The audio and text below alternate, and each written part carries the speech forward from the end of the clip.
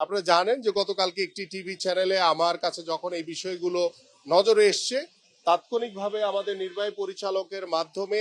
আমরা সিদ্ধান্ত নিয়েছি যে এই কমলাপুর স্টেডিয়ামের যিনি প্রশাসকের দায়িত্ব পালন করছিলেন তার কাজের অবহেলার জন্য তাকে সাময়িকভাবে বরখাস্ত করা হয়েছে। স্টেডিয়ামের ড্রেসিং রুমের পরিবেশ যাচ্ছে তাই, ওয়াশরুমের পরিবেশ যাচ্ছে তাই, এবং সর্বোপরি আমাদের যে আপনাদের যে মিডিয়ার যারা প্রেস বক্স সেটার অবস্থাও একদম যাচ্ছে তাই আমি বলবো। এবং সর্বোপরি যে আমরা যে সিঁড়ি দিয়ে একতলা দোতলায় তিনতলায় উঠলাম এবং সেই সিঁড়ির নিচে যে পরিমাণ পর্যাপ্ত পরিমাণ ডাস্ট পড়ে আছে, যেটা আসলে একটি স্টেডিয়ামের ভিতরে এটা কখনোই মানানসই না। পাশাপাশি আমাদের এই স্টেডিয়ামের চারপাশে আমাদের বিগত সময়ে স্পোর্টস রিলেটেড হয়তোবা দোকানের জন্য ভাড়া দেওয়া হয়েছে বা বরাদ্দ দেওয়া হয়েছে, বাট সেখানে আসলে স্পোর্টস রিলেটেড কোনো কিছু নেই। সেখানে অটোরিকশার ব্যবসা চলছে এবং সেটা সঠিকভাবে চলছে না, এবং এই অটোরিকশার মাধ্যমে কিন্তু আমাদের বিদ্যুতের অনেক ব্যয় হচ্ছে। এবং এখানে আমরা যেখানে সরকার বিদ্যুতের বিষয়ে অত্যন্ত সজাগ এবং কিভাবে এটাকে সঠিকভাবে ব্যবহার করা যায়, কিভাবে সংরক্ষণ করা যায় সেগুলো নিয়ে, বাট এখানেই দেখছি যে এসে যেখানে প্রচুর পরিমাণে বিদ্যুতের ব্যয়ের মাধ্যমে আমরা সমাজ আমাদের ঘরে বাড়িতে যে বিদ্যুৎ প্রয়োজন সেখানে আমরা লোডশেডিং এ ভুগছি, বাট এখানে তারা ব্যবসার খাতিরে তারা অঝোরে তারা বিদ্যুতের ব্যবহার করছে, অপচয় করছে। সেগুলোকে রোধ করার জন্য ইতিমধ্যে আমরা সিদ্ধান্ত নিয়েছি যে আমাদের এই স্টেডিয়াম এলাকার যতগুলো দোকান রয়েছে সেগুলো সকল চুক্তি আমরা বাতিল করে আমরা এখানে মাননীয় প্রধানমন্ত্রীর যে নির্দেশনা যে আমরা স্টেডিয়ামের চারপাশে আমরা একটি স্টেডিয়াম যে একটি স্পোর্টসের যে ভাব, স্পোর্টসের যে একটি পরিবেশ সেটিকে আমরা নিশ্চিত করতে চাই। এবং এই ধরনের যে আমরা আজকে যে ভিজিট করে দেখলাম, আপনারা জানেন যে গতকালকে একটি টিভি চ্যানেলে আমার কাছে যখন এই বিষয়গুলো নজরে এসছে, তাৎক্ষণিকভাবে আমাদের নির্বাহী পরিচালকের মাধ্যমে আমরা সিদ্ধান্ত নিয়েছি যে এই কমলাপুর স্টেডিয়ামের যিনি প্রশাসকের দায়িত্ব পালন করছিলেন তার কাজের অবহেলার জন্য তাকে সাময়িকভাবে বরখাস্ত করা হয়েছে। নগদ নিয়ে এলো হার না মানা হার অফার। সর্বনিম্ন 10,000 টাকা রেমিটেন্স নগদে পাঠালে থাকছে স্বর্ণের হার জেতার সুযোগ। এবং আমরা আশা করি যে আমাদের যে জনবল, কারণ আমরা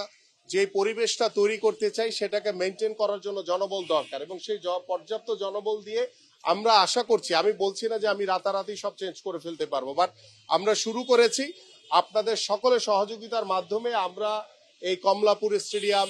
আমাদের ঢাকা স্টেডিয়াম খ্যাত যে স্টেডিয়াম পাড়া, সব স্টেডিয়ামগুলোর আমরা ক্রিয়া বান্ধব পরিবেশ ফিরে আনতে চাই। এবং সেই পরিবেশের জন্য আমরা ইতিমধ্যে নির্দেশনা দেওয়া হয়েছে আমাদের এনএসসি নির্বাহী পরিচালক যে আমাদের ড্রেসিং রুম, আমাদের যে খেলোয়াড়দের ওয়াশরুম, আমাদের যে খেলোয়াড়দের যে থাকার যে ক্যাম্পগুলো রয়েছে, প্রেস বক্স থেকে শুরু করে এবং স্টেডিয়ামের চারপাশে দোকান বা আমাদের যে ময়লা আবর্জনা রয়েছে সবগুলো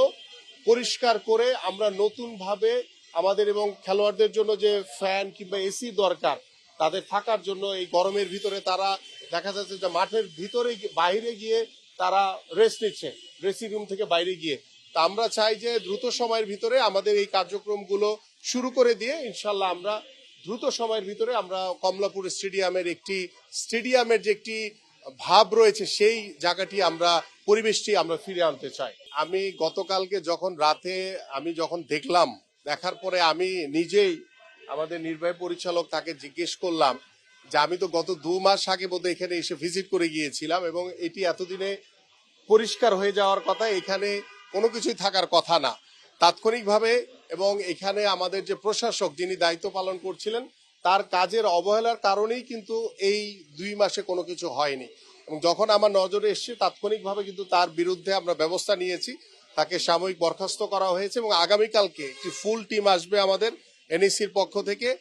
এবং এনএসসির পক্ষ থেকে এসে আমাদের যেখানে যেখানে আমাদের কারেকশন দরকার, যেখানে যেখানে আমাদের সংশোধন করা দরকার, যেখানে আমাদের রিপেয়ারিং দরকার, যেখানে যেখানে আমাদের সকল আবর্জনা ময়লা পরিষ্কার করা দরকার, সব বিষয়গুলো নোট করে নিয়ে ইনশাল্লাহ আমরা দ্রুত সময়ের ভিতরে সকল কার্যক্রম শুরু করতে চাই। এবং শুরু করলে এটা নিশ্চয়ই একটি সুন্দর পরিবেশ ফিরে আনতে কিছুদিন সময় লাগবে, এবং আশা করি তখন আমাদের খেলোয়াড়, আমাদের ক্রীড়া সাংবাদিক বা যারাই রয়েছে, দর্শক যারা রয়েছে, এবং স্পেশালি আমি বাংলাদেশ ফুটবল ফেডারেশনের জেনারেল সেক্রেটারি সহ এখানে কর্মকর্তারা আছেন, তাদের কাছে অনুরোধ করব যে ইতিমধ্যে আপনাদের কাছে এই কমলাপুর স্টেডিয়ামটি দেওয়ার জন্য আমরা নীতিগতভাবে সিদ্ধান্ত নিয়েছি